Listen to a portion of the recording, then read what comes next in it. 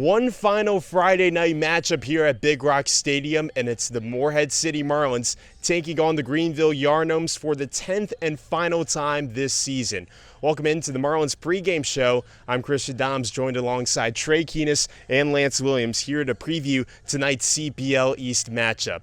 Trey, it was a bit of an early end last night out for the Marlins. They were up 6-4 against the Wilson Tops. That was also the final time Morehead City will play against Wilson, and it was actually the Fish who were out in front 6-4 after the top of the second, but then the game got postponed due to thunderstorms, so a bit of a small sample size in that matchup. But Trey, what were you seeing out there from the offense? I think it was an absolute slugfest between both of these two teams. Christian, as you mentioned, through an inning and a half, 10 combined runs. Morehead City got things started in the top of the first inning for Nate Anderson, a leadoff home run, the first leadoff home run we've seen from Morehead City this summer, and there's no doubt about that one. And then Isaac Beebe really struggled in that home half of the first inning, giving up 4 runs. And then you saw the Fish offense on display once again, a 5-run top of the second inning. So really, Christian, it's unfortunate, I think, that game got postponed because those teams might have played to 100 based on the pace of play that game was headed. But ultimately, a tough one for Morehead City. Obviously, you're out of playoff contention, but you can still see a lot of these guys are still playing for the love of the game and their overall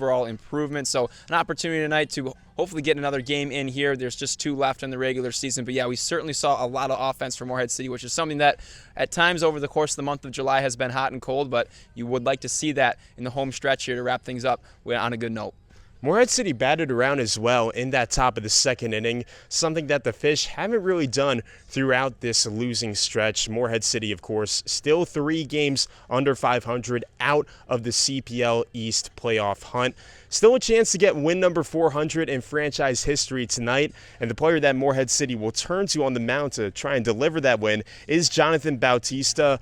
11 appearances out of the bullpen this season for the Fish, but making his first start tonight for Morehead City. Definitely a bit more of a relief pitcher, but will certainly be a test tonight for Bautista.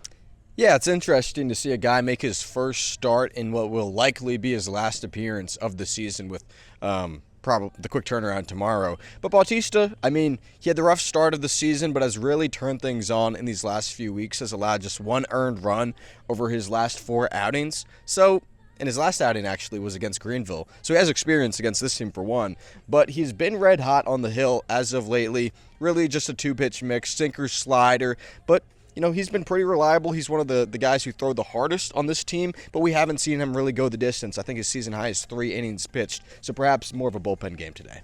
Yeah, you're right. 3 innings is the most Bautista has pitched in the game this season. He's accomplished that a few times, but perhaps head coach Sam Carroll will rely on Bautista to go a few more innings tonight.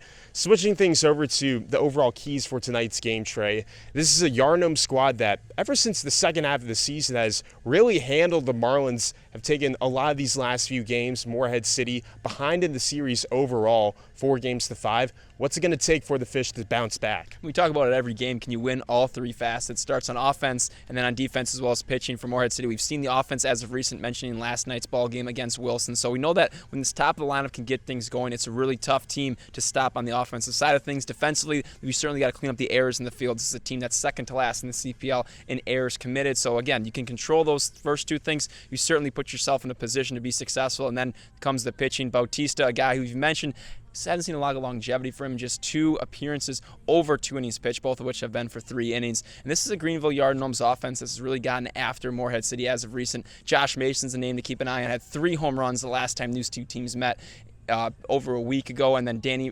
Ramirez has also been a thorn in the Marlins side. You think about John Howard as well as Landry Stamps. This offense, again, you talk about Greenville 14-10 in the month of July. This is a team that's been playing their best baseball after starting off the season 6-16 at that. So Morehead City's going to have their hands full, but again, at this point in the season, both these teams are eliminated from playoff contention. You're just about playing for the love of the game, playing for improvement, and you got to think that these guys have a competitiveness to them that's going to make this game have all the fireworks. Well, the Marlins have 2 games left in the regular season to try and improve those numbers before making the return back to their respective schools. First pitch between the Fish and the Gnomes is slated for 6:30 here at The Rock, and you can catch these 2 guys next to me on the call on Flow Sports. We'll see you then.